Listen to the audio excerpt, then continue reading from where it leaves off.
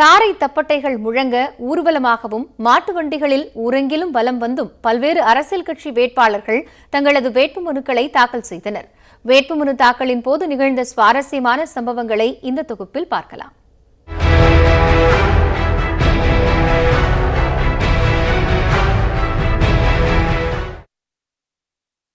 தமிழகம் மற்றும் புதுச்சேரியில் அடுத்த மாதம் 18ஆம் தேதி நடைபெற உள்ள நாடாளுமன்ற தேர்தலுக்கான வேட்புமனு தாக்கல் கடந்த செவ்வாய்க்கிழமை தொடங்கியது. இதில் பல்வேறு கட்சிகளைச் சேர்ந்த வேட்பாளர்கள் நேற்று ஆர்வமுடன் வேட்புமனுக்களை தாக்கல் செய்தனர். நாம் தமிழர் கட்சி சார்பில் கடலூர் மக்களவை தொகுதியில் போட்டியிடும் சித்ரா மாட்டு வண்டியில் வந்து மனு தாக்கல் செய்தார். அண்ணா பாலத்தில் இருந்து மாவட்ட ஆட்சியர் அலுவலகம் வரை அவர் மாட்டு வண்டியில் வந்தார். தேனியிலும் நாம் தமிழர் கட்சி வேட்பாளர் சாகுல் அமீத் இரட்டை மாட்டு வண்டியில் வந்து மனு தாக்கல் செய்தார்.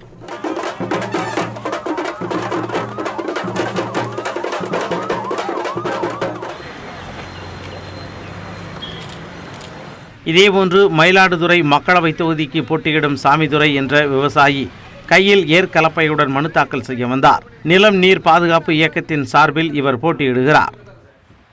பூந்தமல்லி சட்டமன்ற தொகுதிக்கான அதிமுக வேட்பாளர் வைத்தியநாதன் கூட்டணி கட்சியினருடன் பெங்களூரு தேசிய நெடுஞ்சாலையில் பேரணியாக வந்தார். சாலையின் இரு புறங்களிலும் ஏராளமானோர் வந்ததால் அங்கு சுமார் 1 மணி நேரம் போக்குவரத்து பாதிக்கப்பட்டது. கூட்டணி கட்சியினருடன் வட்டாட்சியர் அலுவலகத்திற்குள் நுழைந்ததால் போலீசாருடன் அதிமுகவினர் வாக்குவாதத்தில் ஈடுபட்டனர்.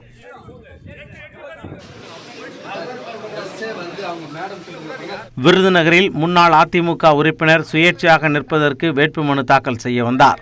பட்டாசு தொழிலாளியான சேவகன் அதிமுக எதிர்க்கட்சியாக இருக்கும்போது தனக்கு சீட் கொடுத்ததாகவும் ஆளுங்கட்சியான பின் மதிக்கவில்லை எனவும் வேதனையுடன் தெரிவித்தார். திண்டுக்கல் தொகுதியில் திமுக வேட்பாளர் வேலுச்சாமி வேட்புமனு தாக்கல் செய்தார். அப்போது பேசிய முன்னாள் அமைச்சர் ஐ பெரியசாமி திண்டுக்கல் மாவட்டத்தில் 4 திமுக எம்எல்ஏக்கள் வெற்றி பெற்றார்கள் என்பதற்காக மக்களை பழிவாங்கும் நோக்கில் மருத்துவக் கல்லூரி அமைக்கப்படவில்லை என குற்றம் சாட்டினார்.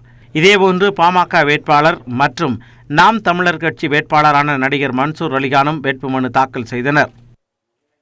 மத்திய சென்னை பாமக வேட்பாளர் சாம்பால் ஏராளமானோருடன் வேட்புமனு தாக்கல் செய்ய வந்ததால் ஷெனாய் நகர் மண்டல அலுவலகத்தில் குழப்பம் ஏற்பட்டது. 50க்கும் மேற்பட்டவருடன் வந்ததால் விதிமுறைகளை மீறியதாக குற்றச்சாட்டு எழுந்துள்ளது. இதேபோல் நீலகிரி தொகுதி அதிமுக வேட்பாளர் தியாகராஜன் ஏராளமான தொண்டர்களை அழைத்துக் கொண்டு தேர்தல் அலுவலகத்திற்குள் நுழைந்ததால் விதிமீறல் புகார் எழுந்துள்ளது.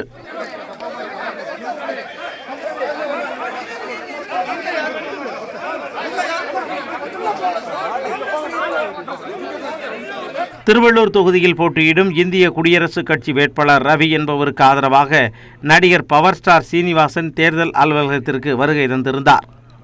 ஆரணியில் அதிமுக வேட்பாளர் ஏழுமலை மனு தாக்கல் செய்ய வந்தபோது தனது மகனை நுழைவு வாயிலில் போலீசார் தடுத்ததால் வாக்குவாதத்தில் ஈடுபட்டார்.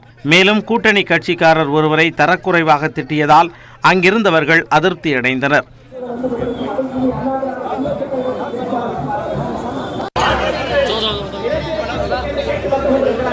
மதுரையில் சுயேட்சை வேட்பாளராக போட்டியிடும் திருநங்கை பாரதி கண்ணம்மா மீனாட்சி அம்மன் வேடத்தில் வந்து மனு தாக்கல் செய்தார்.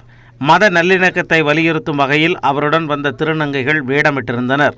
இதேபோன்று ஏராளமானோர் வேட்புமனுக்களை தாக்கல் செய்தனர். இதுவரை 35 பெண்கள் ஒரு திருநங்கை உட்பட 253 பேர் வேட்புமனுக்களை தாக்கல் செய்துள்ளனர். இன்றும் நாளையும் விடுமுறை என அறிவிக்கப்பட்டுள்ளது. திருப்பரங்குன்றம் இடைத்தேர்தலில் ஏகே போஸ் வெற்றி பெற்றது செல்லாது என சென்னை உயர்நீதிமன்றம் தீர்ப்பளித்துள்ளது. எனினும் தன்னை வெற்றி பெற்றதாக அறிவிக்க வேண்டும் என்று திமுக வேட்பாளர் சரவணன் விடுத்த கோரிக்கையை நீதிபதி நிராகரித்துள்ளார். வருகின்ற ஏப்ரல் 18ஆம் தேதி தமிழகத்தில் உள்ள 18 சட்டப்பேரவை தொகுதிகளுக்கு இடைத்தேர்தல் நடைபெறவுள்ளது. ஆனால் வழக்கு நிலுவையில் உள்ளதால் திருப்பரங்குன்றத்திற்கு இடைத்தேர்தல் நடத்த முடியாது என்று தேர்தல் ஆணையம் தெரிவித்தது. இதையடுத்து வழக்கை திரும்பப் பெறுவதாக திமுக வேட்பாளர் சரவணன் மனு தாக்கல் செய்தார். இந்த வழக்கு விசாரணைக்கு வந்தபோது திருப்பரங்குன்றம் இடைத்தேர்தலை நடத்தக்கூடாது என நீதிமன்றம் உத்தரவிடவில்லையே என கூறி தேர்தல் ஆணையத்திற்கு நீதிபதி வேல்முருகன் கண்டனம் தெரிவித்தார். இந்நிலையில் இந்த வழக்கில் நீதிபதி நேற்று தீர்ப்பளித்தார். அதில் திருப்பரங்குன்றம் இடைத்தேர்தலில் ஏகே போஸ் வெற்றி பெற்றது செல்லாது என்று கூறினார். கட்சி வேட்பாளர் என அங்கீகரித்து கையெழுத்திட்ட படிவத்துடன் மட்டுமே வேட்புமனு தாக்கல் செய்ய வேண்டும் என குறிப்பிட்ட நீதிபதி, ஜெயலலிதா கைரேகையுடன் தாக்கல் செய்யப்பட்ட வேட்புமனு செல்லாது என்றும் அதை தேர்தல் அதிகாரி ஏற்றுக்கொண்டதும் செல்லாது எனவும் தெரிவித்தார். சிகிச்சையின் போது ஜெயலலிதா சுய நினைவுடன் கைரேகை வைத்தார் என்பது நிரூபிக்கப்படவில்லை என்றும், மருத்துவர் பாலாஜி மட்டுமே ஜெயலலிதாவை மருத்துவமனையில் பார்த்ததாக கூறியதையும் சுட்டிக்காட்டினார். எனவே அதற்கு முன்பே படிவத்தில் ஜெயலலிதா கைரேகை வைத்துள்ளதாக அளித்த சாட்சியம் சந்தேகத்தை ஏற்படுத்தியிருப்பதாகவும் நீதிபதி குறிப்பிட்டுள்ளார். அதே வேளையில் தன்னை வெற்றி பெற்றதாக அறிவிக்குமாறு திமுக வேட்பாளர் சரவணன் விடுத்த கோரிக்கையை நீதிபதி நிராகரித்தார். இந்த வழக்கு விசாரணை நடைபெற்று வந்த நிலையில் ஜெயலலிதா கடந்த 2016ஆம் ஆண்டு டிசம்பர் 5ஆம் தேதியும், AK போஸ் கடந்த ஆண்டு ஆகஸ்ட் 2ஆம் தேதியும் மரணம் அடைந்தது குறிப்பிடத்தக்கது.